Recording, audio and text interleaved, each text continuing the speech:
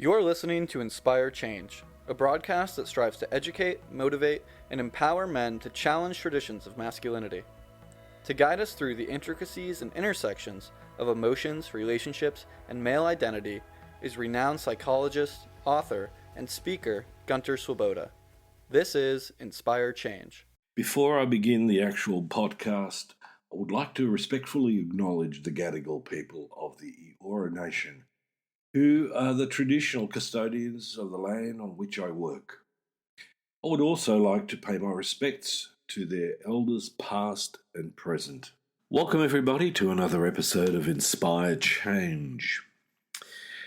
So those of you who've been subscribed to my podcast for a while, and especially about issues about masculinity and gender and so on, will know that one of the things that I argue about is that what we see as the sort of traditional masculine behaviour in men is socialised.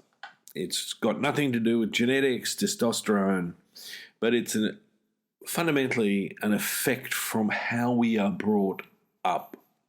Now, interestingly enough, that is probably and continues to probably be the most contentious issue that I encounter with a lot of boys and men, is that they will often vehemently argue that this is how we are. Men are, sort of stoic and they're hunters or, in some instances predators, because that's just our nature. It's, and women, it's in their nature to be nurturing and, to bring children up properly and so on. Now, some of you may detect a slight note of cynicism in my voice. And you're probably right, I am cynical about this sort of stuff, and I've been cynical about it for a long time. Because when we look at other cultures, we do not get the same picture. Now, recently I was sort of, trawling through various news items and so on, and I ran across an article in the conversation titled "Like Father, Like Son." New research shows how young men copy their father's masculinity. Now, as you can imagine, this thing just popped. And so what I want to do in this episode is I want to explore what this particular piece of research found and what that fundamentally means for fostering responsible and well-adjusted young men. Because we're having a struggle, right? So if I go back to the primary premise at the moment for a lot of us is that, men are struggling both in their physical and mental health. Yes, some people argue, men are exercising more, they're more body conscious and so on. And, obviously that's very healthy, they argue. Well, my argument is that that may not be the case, because it could be much more about being obsessive and narcissistic than it is about being healthy. So let's have a look at what this study actually pulled together. Now, it was conducted by the researchers from the University of Melbourne and Deakin University, and they examined the ways in which young men's expression of masculinity is influenced by their fathers. Okay, so remember, proposition is that masculinity is sort of like innate, at least traditional patriarchal masculinity, and the opposing side says no, i.e. I say it is a construct of socialization and society. Now, what they discovered was that sons generally emulate their father's behaviours and attitudes and emphasise the significance of fatherhood in the transmission of gender norms and the potential for challenging or transforming these norms. I.e., think about it this way. As the title says, like father, like son. So, what was the methodology about? Because that's in science, especially, and especially in the social sciences or psychological science, everyone goes, yes, but how was that done? How good was the research in essence? Now, I had a look at the research and I found, and I'm not, a statistician or anything or a researcher, but, to me, the way that they went about it made logical, rational sense, and it seems to be quite sound. So what they did is they carried out in-depth interviews with 20 pairs of fathers and sons aged between 16 and 20. And they were from diverse cultural backgrounds, okay? So they weren't just sort of white Anglo-Saxon privileged men. And the questions concentrated on work, emotions, relationships, and mental health themes. Now, interestingly, what they found was the study unveiled 3 primary ways in which sons imitate their father's masculinity. And I want you to really take note, because this is fundamentally important. From this research, we can, absolutely go into all sorts of directions for further research. So the first thing that they identified was emotional expression. So sons frequently learn to express emotions in a manner akin to their father. Whether they suppress it or openly share their feelings depends on that relationship. This emotional modelling can affect the son's capacity to manage emotions and then to cultivate healthy relationships. Now, again, one of the sort of things that I often get from parents, or at least from mothers more than dads, is that, they go, my son's hit 13 and these days all he does is grunt. Okay, that's the sort of stuff we're talking about. So we're actually talking about a very narrow emotional vocabulary if that boy is in a relationship with a father who has the same pattern of behaviour. In other words, the father tends to suppress expressing openly what they're feeling.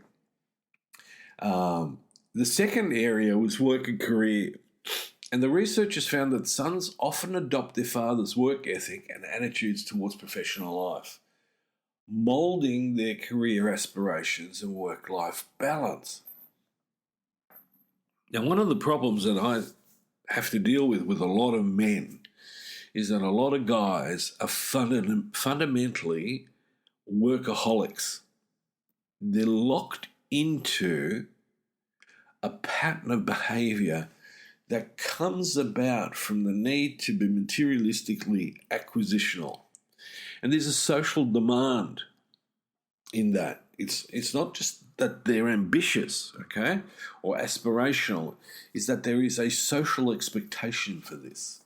And so what's happening is that in that area of life, the capacity to have a more intimate, closer, well-attached relationship with your son is actually challenged. It's not there. I mean, yes, on the weekends, Dad might take his son to sport and they go surfing together or they play basketball.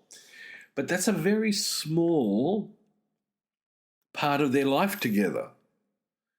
A lot of boys are not exposed to a broad set of life situations where they can see their father operate. And from my perspective, I'm a realist as much as I am someone who's aspirational, and I like to think that we could change this because it's important that boys tend to have a bigger, broader experience of what dad's like rather than simply on a two-dimensional basis. Now, the third area, and this is particularly, again, confirmed, is the relationships and gender roles area. Okay, fathers often serve as the exemplars for how their sons should treat others, especially in romantic relationships. The study discovered that sons tend to mirror their father's attitudes towards gender roles, and the problem with that is that it fundamentally perpetuates traditional gender norms. Okay, so herein lies the split between where society is looking to evolve to, and a lot of men hanging on to the sort of dinosaurs of the past. Man is this, woman is that, and never the two shall meet.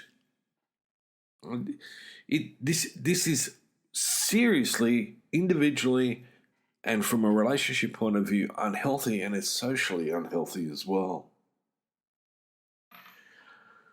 So the thing that we've really got to pull together is okay, well, what does that mean? Well, fundamentally what this means, folks, is that we as dads have a massive responsibility in what happens to our sons and how they grow up and whether they become, well-rounded, emotionally mature, emotionally regulated. Remember in the last episode I talked about, the emotional Bermuda Triangle a lot of dads find themselves in, excessive anger, guilt, anxiety, and we go round and round and round these emotions until we sort of, wear out, we burn out. And unfortunately, our sons are burnt out by this behaviour as well. So, we need to really take a hold of this. If we want to see some positive change, it's not sufficient for the politicians and social organisations to throw tons of money into this bucket and then hope for the best. The change quite literally begins at home. All right? So this research has opened up and provided valuable insights into the ways young men imitate their father's expressions of masculinity. If it's two-dimensional, if it's binary, if it's based on the traditional values of, sort of suppressing emotions to being, exclusive, it's us versus them, hierarchical, i.e. status and prestige conscious, acquisitional, competitive. Those boys are going to model that and they're going to actually dial it up an inch or two more. So by comprehending this process, we can better support the development of responsible, well-adjusted young men and work very strategically towards dismantling detrimental gender norms.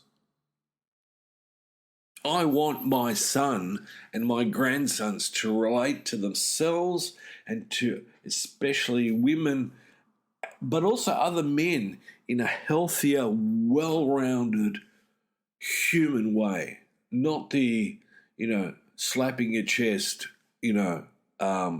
testosterone, maybe not testosterone, but steroid-driven masculinity. Huh? The research has shown that adherence to traditional gender roles and expectations can quite negatively impact mental health of both men and women. We know this. Men who rigidly adhere to traditional masculine norms, such as emotional stoicism, dominance, control, and aggression, are at a higher risk for mental health issues such as depression, anxiety, and substance abuse. I'll throw in gambling there too. One of my bugbears at the moment, every time I turn on SBS, there's just a string of ads for gambling apps. I work with people who are trying to give up gambling and they can't watch the station because they just get triggered all the time. There's no social responsibility in this, folks. It's about time, the media took on a much, much more socially responsible attitude and control what it is. It's not just all about money. We're worried about, the fall of democracy. Well, it starts with little things, folks. So, the question arises, well, why is it that much, much more egalitarian attitudes by men improve mental health? Well, because one is that they tend to seek help for emotional problems a lot earlier, and they, distance themselves from social pressures and expectations. And then they try as much as possible to build better social support networks. So, to round it off, one of the things that really is important here is that men who embrace a more egalitarian approach to gender roles and engage in supportive, nurturing relationships tend to have better mental health and an overall better well-being. And so it doesn't take billions of dollars to fix this problem. It does take some amount of money, obviously, because we're at a point where we do need to educate and provide counselling, therapy, coaching to help men step into a healthier space. So I hope that gives you some food for thought. I do really want fathers to take notice of this, and it's just, the interesting thing is that this has implications for research in so many different fields. For instance, what is it that we know about father-daughter relationships? What is it that happens with a very patriarchal father and his daughter or daughters? Okay.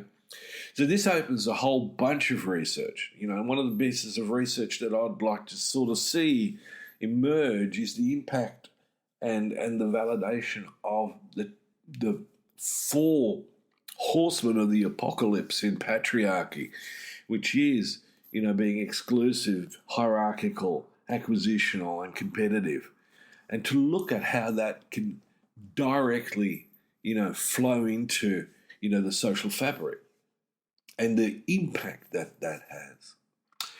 All right, let me thank you for joining me today, and on the importance of responsible fatherhood and shaping your son's masculinity. It's an important topic. Don't neglect it. So I hope that you've gained a much, much deeper understanding, if you haven't already, of your role in your son's life. And believe me, it's not all about sport, and it's not about fun, or all about fun. It is about some fun, obviously. But you need to reflect on how am I, as a father, in myself, and what is it that I'm expressing in my behaviour. So please don't forget to subscribe to the podcast. We're going to have lots of more thought-provoking discussions on a whole bunch of topics. So until next time, hope you are inspired, and I hope you inspire others to be the best version of yourself. Until next time, this is me signing off. Thank you for listening to Inspire Change, a broadcast that strives to educate, motivate, and empower men to challenge traditions of masculinity. For more information on the Making Good Men Great movement, or for individual or group coaching sessions with Gunter, visit makinggoodmengreat.com. For inquiries regarding broadcast topics or appearing on the show, email Miranda@noirtainment.com. That's Miranda at NOIRTAINMENT.com.